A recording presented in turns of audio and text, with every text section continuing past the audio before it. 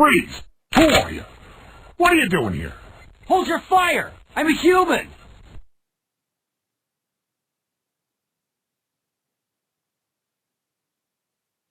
Whew.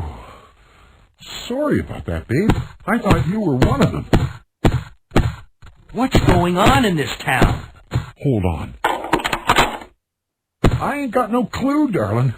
By the time I noticed something was wrong, the entire city was infested with zombies.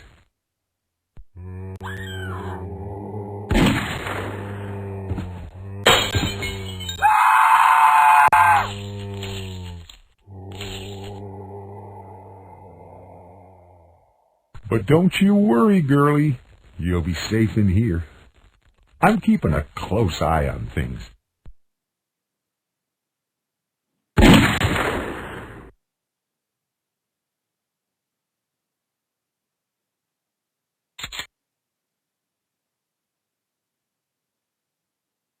Before moving on from the Resident Evil games, I wanted to show that animation there that I mentioned in the live stream of Resident Evil 2.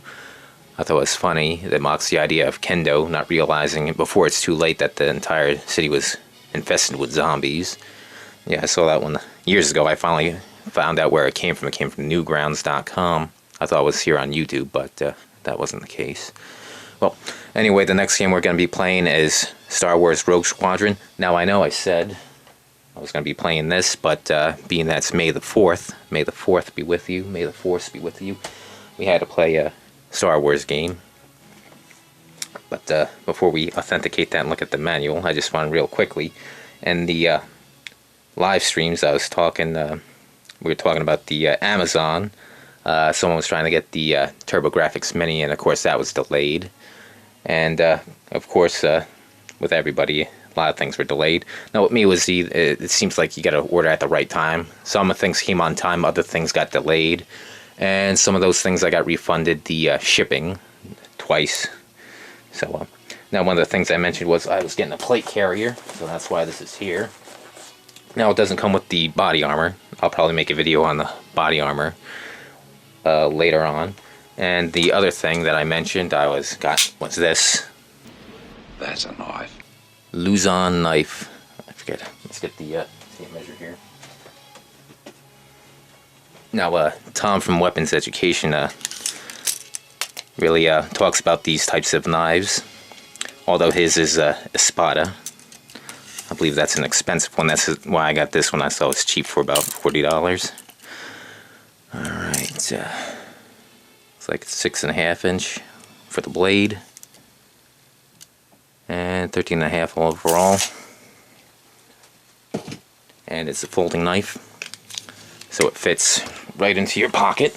And you do with something that fits right in your front pocket. With the coronavirus going around, I want to get upgrade some of my old stuff. Here's my old knife. Yeah, this one isn't as sharp. That's why I upgraded to that one. Let's see, can we see right here? Where the fuck is it? Yeah, I wanted a bigger blade. As you can see, the scar right here was cut by this one. It's slit. We are switching out the tire swing at somebody's house. We're working over there.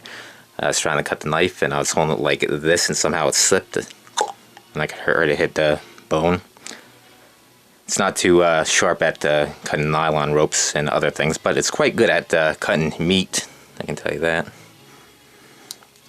So anyway, with the longer blade, it's less likely to slip, so that's why I got the longer blade. So, anyway, now on to the game. Star Wars Rogue Squadron. Now this one, I've had since like Christmas, what was it, 99, something like that? Or 98.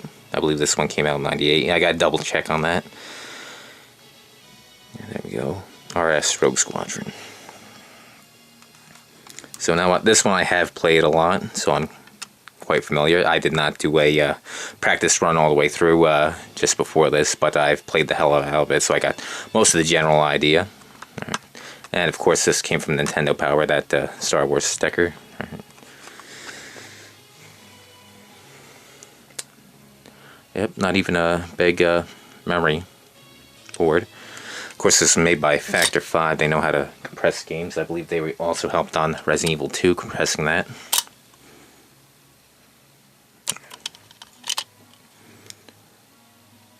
Yeah, it's just, I got this one for Christmas, so I know this one's authentic. I did not get this off eBay. RS right there, Rogue Squadron. And the purple paint splotch right there.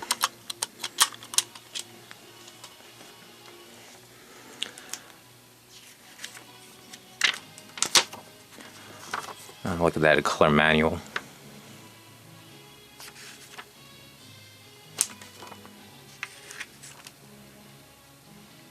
Yeah, I believe this one takes place just after the A New Hope, number 4 of that, episode 4 of that movie, as opposed to saying the first movie. Of course, the numbering on that series is all fucked up.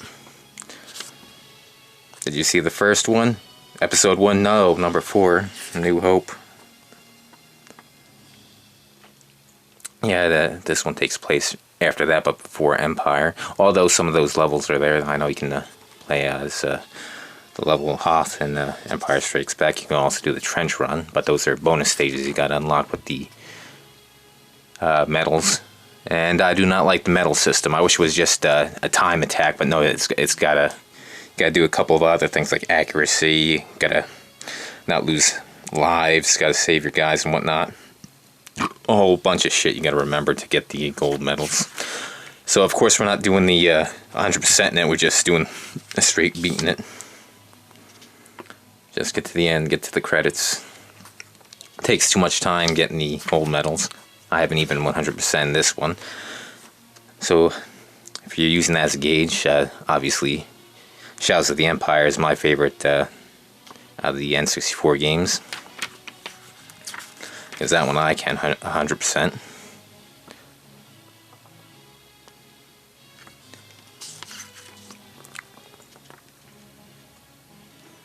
And of course we got 2 more Star Wars games, and they are based on Episode 1. The Pod Racer and Naboo Starfighter. Now that one I got not too long ago. That one I did not play back when it came out, but the other 3 I did. Speaking of, there it is, the scoring. So, completion time, enemies destroyed, accuracy, friendly saved, bonus collected.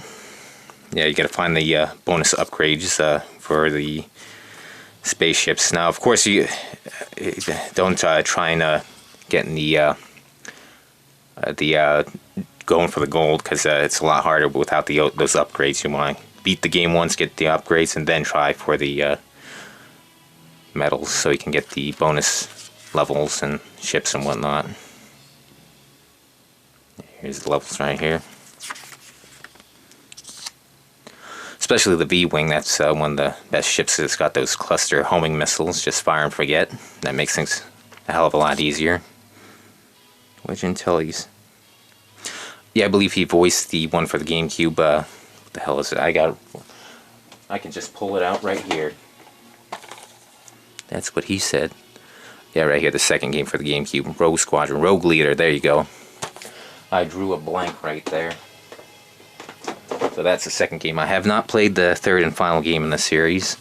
I heard that's like the worst one. I eventually got to get it. And here's the tips.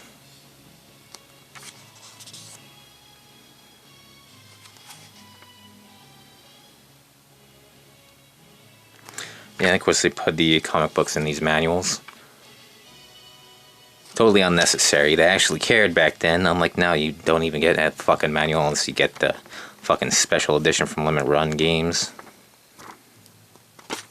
So that's about it. I'll see you guys on the live stream, and may the 4th be with you.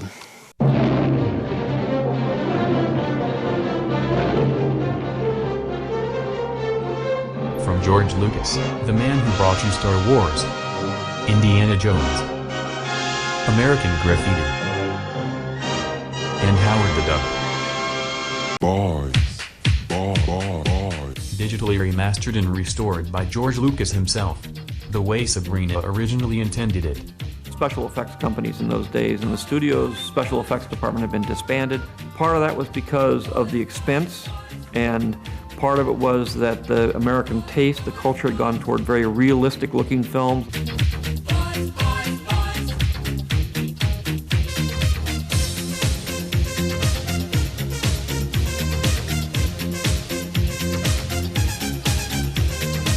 The most obvious thing that's happened is we've gone back to the original negative, cleaned it up considerably.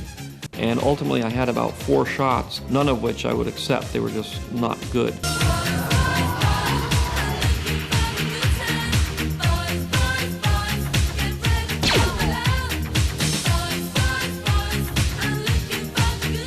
It's the first time I've actually shown a film, and one of the executives even cried at the screen. It was like very emotional for me.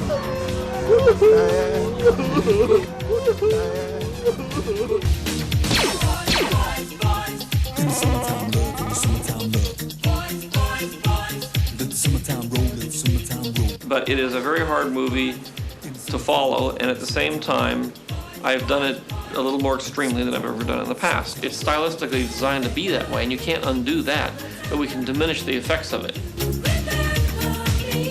It's bold in terms of jerking people around, but I may have gone too far in a few places.